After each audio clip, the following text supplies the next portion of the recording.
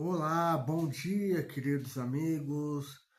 Que a graça de Jesus, o amor de Deus o Pai e a comunhão maravilhosa do Espírito Santo se faça presente na minha e na sua vida, amém? E que não só neste dia, né, tenhamos aí a companhia da Trindade, mas durante esta semana e durante a nossa vida, até a volta de Jesus, com certeza a Trindade deve fazer parte da nossa vida. Amém? E hoje nós continuaremos, né, com a série que estamos já há algum tempo trabalhando, né, sobre uma pergunta feita por Pilatos. Vamos recapitular a pergunta de Pilatos. Mateus 27, o verso 22. Temos aqui a pergunta crucial que vai determinar, ou melhor dizendo, que determina o futuro da humanidade. Exatamente. Mateus 27, verso 22.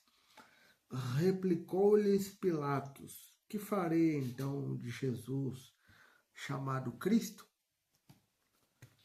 Interessante pergunta, né? Hoje nós vamos falar da vida de um outro rei. Exatamente. Uma vida de um outro rei. Um rei poderoso. Um rei que andou nos caminhos de Deus por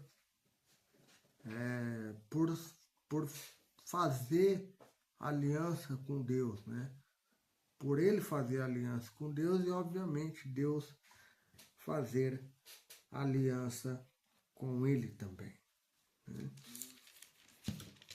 Estou aqui falando a respeito do segundo rei de Israel mais falado, um dos períodos mais áureos de Israel, né?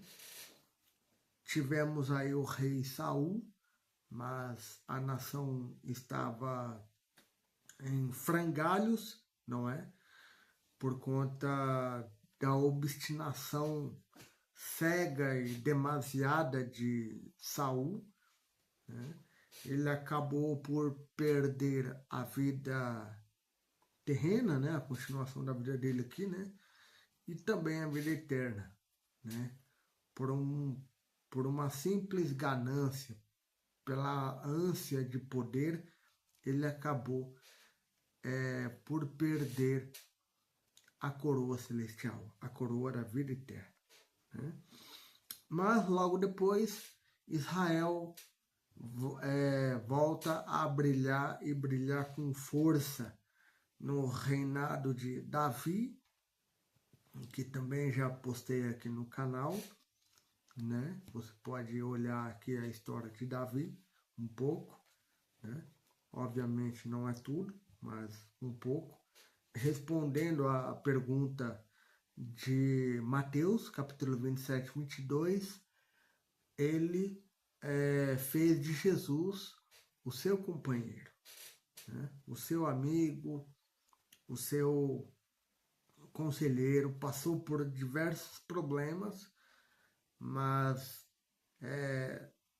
esses problemas não fizeram ou não criaram distância entre Davi e Deus. Quanto mais problemas Davi tinha, mais perto de Deus ele ficava. E após a morte de Davi, entrou um rei, Salomão. Aí nós vamos falar sobre Salomão hoje, exatamente. Já na minha opinião, já é o segundo período áureo de Israel, onde Israel vai prosperar absurdamente pelas mãos de Salomão, obviamente guiado e orientado por Deus. Né? Os primeiros anos de Salomão foram de extremo zelo e apego para com Deus. Né? Por mais que Davi tivesse problemas e situações adversas para resolver, penso eu que foi nesse período já conturbado, né, da vida de Davi que Salomão veio. Lembre-se que Salomão ele é filho de uma relação a princípio não aceita por Deus, claro, né, devido ao fato de Davi ter adulterado, né, e com isso Davi pagou o preço, né, por quê? Porque logo após esse ato a mulher engravidou, né, mas ela não deu à luz, ou melhor dizendo, ela deu à luz, mas o filho morreu. Né? Então Davi sofreu absurdamente, né, com a morte de seu filho. Né? Ele jejua por 7 dias, ele não quer a presença ali de ninguém, né? Porque ele está realmente querendo que aquele bebê viesse à existência de fato, né? Mas no fim das contas aquele bebê acaba morrendo, né? E um tempo depois, né, Salomão nasce, exatamente. Deus sabe de todas as coisas, né? Deus sabe de todas as coisas. E por vezes pensamos que não somos bem-vindos aqui neste mundo, talvez por uma situação, talvez por outra, nossos pais, enfim. Mas saiba de uma coisa, Deus tem planos grandiosos para você. A despeito de seu pai e a despeito de sua mãe, Deus tem planos maravilhosos para você. Deus, ele é especialista em transformar desgraça, em transformar tragédia e em transformar situações extremamente ruins em coisas boas, em coisas produtivas, em coisas maravilhosas, coisas que a mente humana não consegue mensurar aquilo que Deus tem para nós. Então, creia nessa palavra que eu te digo hoje. Né? Deus tem planos maravilhosos para você. Assim como teve planos maravilhosos para Salomão, a despeito de Davi ter cometido um adultério, Deus tem planos maravilhosos para você. Né? E na vida de Salomão não foi diferente. Essa verdade que eu acabei de te falar não foi diferente. Né? Salomão ele foi um excelente rei. Né? Tá certo que ele, em alguns momentos, ele esteve embaixo, né? Passou por algumas situações, né? Mas no final da vida dele, ele retorna ao início da vida, ao seu primeiro amor para com Deus. Né? E aí é que está o segredo da vida cristã. Retornar ao nosso primeiro amor. Esse é o desafio, essa é a nossa saga todos os dias. Voltar ao primeiro amor. Sentir aquele desejo primário de amor a Cristo. Né? Para que sentindo este amor primário para com Deus, cheios, né, influenciados aí pela pessoa maravilhosa do Espírito Santo, possamos sair e levar outras pessoas aos pés de Cristo. Pois só faz isso quem retorna ao primeiro amor. Né? E no final da vida, Salomão retornou aos caminhos de Deus e ele foi salvo. Né? Mas aqui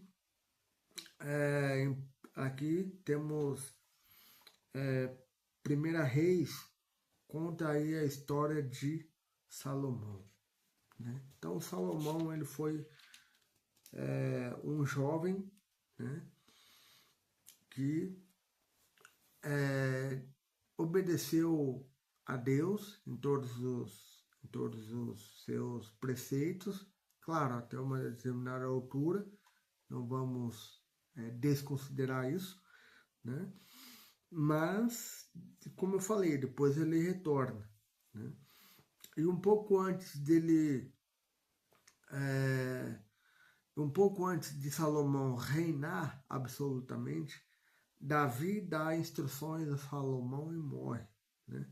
Sobre a administração do templo, né? Sobre a administração do país de forma geral, né? Sobre a administração da palavra de Deus também, porque eles tinham já a Torá e etc. Né? Então, a orientação de Davi se baseia em Deuteronômio, né? Se porventura ouvir a voz de Deus, se guardar os seus mandamentos, se obedecer os seus estatutos, Deus estará com vocês em todos os momentos, nos altos e baixos momentos, Deus estará com vocês. Mas se o contrário acontecer, Deus castigará o seu povo, não porque ele quer, mas como forma de repreensão, né, como forma de disciplinar, né, o país, né, assim como os pais fazem com os filhos, né, quando os filhos erram, né, maneira de educar, maneira de disciplinar, claro, com amor, com carinho, né, com dedicação, mas nunca deixar de exortar o filho. Né? E assim Deus é também para com o povo de Israel. Né? Quando o povo obedece, tranquilo, né? Segue em frente, as bênçãos são recebidas pelo povo e vida que segue, né? Mas quando o contrário acontece, aí precisa de uma palavra um pouco mais dura, claro, amorosa, mais dura, né? Precisa de um pouco mais de tino, né? Juízo ali, né? E assim Deus, por meio de Davi, dá as instruções para Salomão. Lembra que Davi queria construir a casa de Deus, o templo de Jerusalém. Porém, como ele tinha as mãos cheias de sangue, e não só pelas guerras, né, que Davi batalhou muitas vezes, né, mas também por ele ter indiretamente matado Urias, né, que era mulher, que era esposo de Betseba, né? Então ele não pôde dar continuidade ao projeto de construção do templo de Deus, né? Do templo do Senhor, por ele ter planejado a morte de Urias, uma coisa muito grave, né? Mas então ele fala, ele mostra, quem sabe, esse projeto para Salomão, e Salomão se apropria desse projeto, né? E ele então executa no seu reinado. assim que Davi morre, ele coloca em atividade esse projeto, esse desejo de Davi para com a casa de Deus, né? Lembrando que Davi possuía uma bela casa e etc. Salomão também possuía uma bela casa e etc. Né? E o Senhor até então estava morando, vamos colocar assim, num santuário, né? Porque eles estavam, Deus tinha ordenado a Moisés construir um santuário. Então eles atravessaram todo o deserto, passaram por Canaã e agora no reinado de Israel, né, no segundo rei de Israel, que eu vou considerar o momento áureo da nação, né, depois de Davi, Deus ainda permanecia no santuário. Isso indignou não só a Davi, mas, como disse, Davi não pôde levar a efeito esse plano por ter mãos cheias de sangue, principalmente por ter planejado a morte de Urias, mas ele colocou esse projeto no coração de Salomão. E Salomão, então, ele durante seu reinado, ele construiu o templo de Jerusalém, né? E aí, então, ele começa seu reinado, né? Durante alguns anos, o reinado de Salomão foi próspero. Por quê? Porque em 1 Reis 9, vamos ver aqui,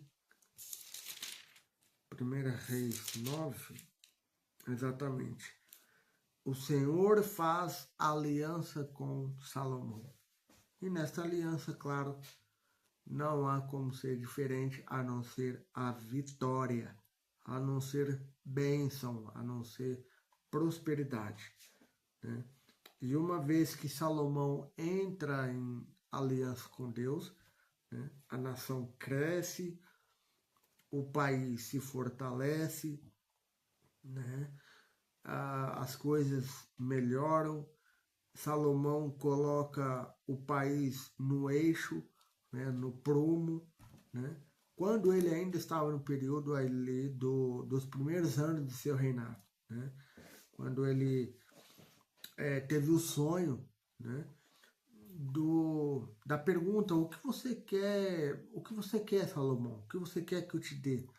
Você quer que eu te dê riqueza, honra, glória e dinheiro? O que você quer que eu te dê? Né? A pergunta que o Senhor faz, a pergunta que o Senhor fez a Salomão. E Salomão poderia pedir muitas coisas, mas ele pediu o arroz e o feijão. Que? Exatamente. Salomão pediu o básico. E o básico qual era? Sabedoria. Exatamente. Sabedoria. Ele era rei de uma nação grande, e até durante a conversa que ele tem com o Senhor, ele por algumas vezes fala: eu não passo de uma criança a governar uma nação tão grande. Este era o sentimento dos primeiros anos do reinado de Salomão, né? E assim deve ser conosco hoje, né? Não passo de uma criança a governar, quem sabe, uma igreja. Não passo de uma criança a governar, quem sabe, uma empresa. Não passo de uma criança a governar minha casa direito, enfim, né? Sentimento de humildade diante da grandiosidade de Deus e daquilo que Deus tem para nós, né? Esse foi o ponto auge da juventude e do reinado ali de Salomão, né? Então, Salomão foi um bom rei, né? E depois, tá certo que depois desse período, ele começa a se casar com a filha de Faraó, né? Depois de algum período lá na frente, né? Ele começa a entrar em alianças políticas, né? E como forma disso, aliás, para consumação desse ato de alianças políticas era feito casamento, né? Com a filha de Faraó, né? E aí então, mais lá na frente, ele toma 700 princesas e 300 concubinas, né? Mais lá na frente, né? Com o passar dos anos, né?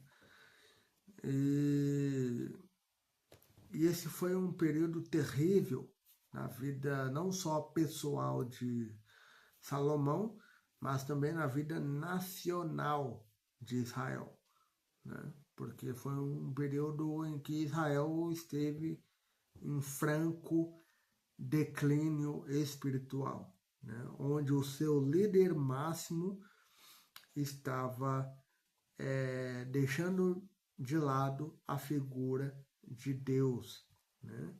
O auxílio, a proteção e as bênçãos de Deus estavam sendo deixadas de lado pelo rei Salomão, né?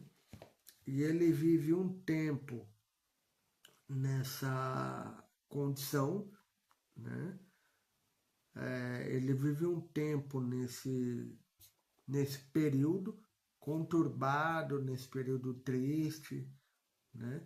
Da vida pessoal dele, né? E também na vida nacional do país, porque se o governante age e tem esse comportamento, o que você espera de um povo, não é? Então, foi um período triste, um período ali de bastante tristeza para Deus, né? Com certeza, porque não era plano, não era desígnio de Deus que Israel passasse por tal situação, mas enfim, passou, né? E diante dessa falta de moral, né? O declínio se instalou rapidamente, né? E com isso, Salomão teve um período muito sombrio na sua vida, né? Mas depois desse período, no final da vida de Salomão, Salomão se volta para Deus, né? Como eu disse no começo, ele se volta para Deus, ele realinha a sua vida espiritual, a sua vida física, né? E realinhando a sua vida, ele consegue realinhar a vida do povo de Deus, né? Então veja que as consequências de andar com Deus, elas são vistas, né? Todo mundo consegue ver, todo mundo dos dias de Salomão conseguiram ver a influência que Israel possuía, né? Tanto é verdade que em 1 Reis 10, quem vai visitar o rei Salomão é a rainha de Sabá, exatamente. Então, olha aí para você ver as bênçãos de Deus, né? Quando Deus dá uma bênção para nós ou para um país, quem quer que seja, né? Outras pessoas de outros lugares sabem perfeitamente o que está acontecendo aqui. Algo extraordinário, né? E, movido por essa extraordinariedade de Deus na vida de Israel e na vida de Salomão, a rainha de Sabá, ela sai da Etiópia e se dirige a Israel para conhecer mais a respeito de Deus e da administração de Salomão, né? No entanto, também, quando o contrário acontece, né, outros povos também ficam sabendo da desgraça, da ruína e da vergonha que está acontecendo em nossa vida, no país e etc, né? Mas Deus teve misericórdia de Salomão, né? Deus teve misericórdia de Salomão. Salomão começou bem, teve esse período conturbado, teve esse período triste, né, na vida pessoal e na vida nacional, mas depois ele voltou aos caminhos de Deus, né, por misericórdia do Senhor, né? E que nós também tenhamos a misericórdia do Senhor em nossa vida, né, para nos fazer voltar às nossas origens, para nos fazer voltar ao que nossos pais, talvez biológicos ou não, nos educaram no caminho de Deus, né? Então, não se esqueça, né? Salomão, no final de tudo, ele aceitou a graça de Cristo na vida dele e ele foi salvo, né? Ele foi salvo. E nós também poderemos ser salvos. Nós somos salvos pela graça de Cristo, né? E nós precisamos continuamente estar no caminho do Senhor, né? E lembre-se, todos nós temos sede e fome, né? E se você tem sede e se você tem fome, Jesus é o pão e a água da vida. Ou seja, se você está passando por qualquer dificuldade, por qualquer problema, fale com Jesus, né? Conte a Ele tudo aquilo que você está passando e Ele te dará